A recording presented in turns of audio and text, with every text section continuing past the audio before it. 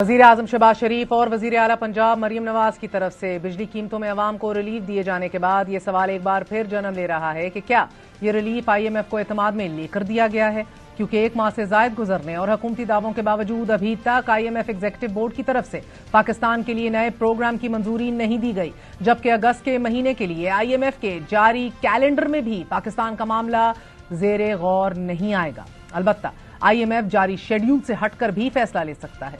वजारत खजाना ज़राए के मुताबिक IMF एग्जीक्यूटिव बोर्ड पाकिस्तान की तरफ से फाइनेंसिंग गैप पूरा होने का इंतजार कर रहा है। जैसे ही गैप पूरा करने के हवाले से फंडिंग की यकीन दहानी करवाई जाएगी, पाकिस्तान और IMF के दरमियान 37 माह के अरसे पर मुहित $7 अरब के नए प्रोग्राम का मुआहदा हो जाएगा। अब IMF की जानिब से क्या रद्द-ए-अमल सामने आता है बताना कबल अज़ वक्त है, लेकिन साबिक वज़ीर आज़म नवाज शरीफ और वज़ीर आला पंजाब की तरफ से 14 रुपए फी यूनिट बिजली सस्ती करने पर तनकीद जरूर हो रही है कि बादशाह सलामत की तरह अचरवियां क्यों बांटी जा रही हैं। कदम अच्छा है, इसमें कोई शक नहीं। 28 रुपए फी यूनिट बिजली खरीदने वाला ही ये जानता है कि ये 14 रुपए उसकी जिंदगी में 2 माह के दौरान क्या तब्दीली लाएंगे। मगर सवाल ये भी अहम है कि बिजली के फी यूनिट में कमी से कहीं ज्यादा बेहतर ये नहीं था कि सर्कुलर डेट को कम कर लिया जाता, लाइन लॉसेज और ट्रांसमिशन लॉसेज पर काबू पा लिया जाता, डिस्कोज और IPPs की एफिशिएंसी और बर वक्त ऑडिट होते, ताकि अवाम को महंगी बिजली खरीदने पर टू बिगिन विद मजबूर ही ना किया जाता।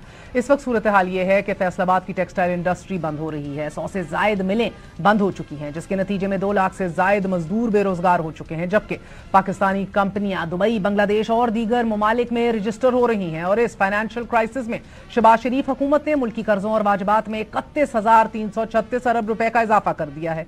तहरीक इंसाफ के पौने 4 साल दौर में कर्जों और वाजबात की मद में 23,665 अरब रुपए इजाफा हुआ था, जिसके बाद मजमूई कर्ज 53,544 अरब रुपए हो गया था। मारूफ पाकिस्तानी निजाद अमरीकी माहिर इक्तिसादियात आतिफ मियां ने अपनी एक्स पोस्ट में मुल्की मुईशत का अहाता करते हुए कहा है कि पाकिस्तान गुर्बत के जाल में फंस गया है और इससे निकलने का वाहिद रास्ता एक बड़ी पॉलिसी तब्दीली है। उन्होंने मजीद लिखा कि गुर्बत एक खौफनाक चीज है, लेकिन इसके साथ हमेशा एक उम्मीद की किरण भी होती है। गरीब लोग कम इजरत पर काम करने के लिए तैयार होते हैं और जो वो ज्यादा आमदन हासिल करने के लिए इस्तेमाल कर सकते हैं वो पहले ही मौजूद होता है। अगर सिर्फ हुकूमत इस नेचुरल एडवांटेज को इस्तेमाल करने में मदद दे तो तरक्की और खुशहाली हासिल की जा सकती है, जैसा कि वियतनाम और कोरिया जैसे ममालिक ने किया।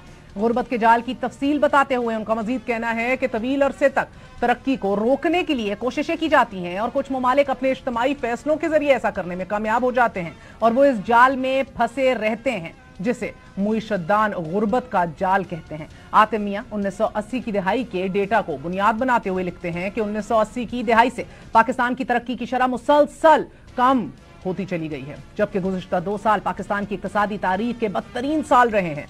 कभी महंगाई इतनी ज्यादा और तरक्की इतनी कम नहीं थी, लेकिन हालिया 2 साल मुकम्मल तौर पर मुल्क की अपनी पॉलिसियों का नतीजा है। क्या ये सिर्फ अदादो शुमार है? मुल्क में पाए जाने वाली नाउमीदी के हवाले से आतिफ मियां ने मजीद कहा है कि मैंने जाती तौर पे पाकिस्तान की सड़कों पर कभी भी इतनी नाउमीदी नहीं देखी। ऐसा लगता है कि जो भी ऐसा कर सकता है वो मुल्क छोड़ना चाहता है। फिलहाल पाकिस्तान में मामूल के मुताबिक काम हो रहा है और ये इन लोगों के लिए बहुत बुरी खबर है। आतिफ मियां के खदशात और जजमेंट्स बिल्कुल दुरुस्त हैं।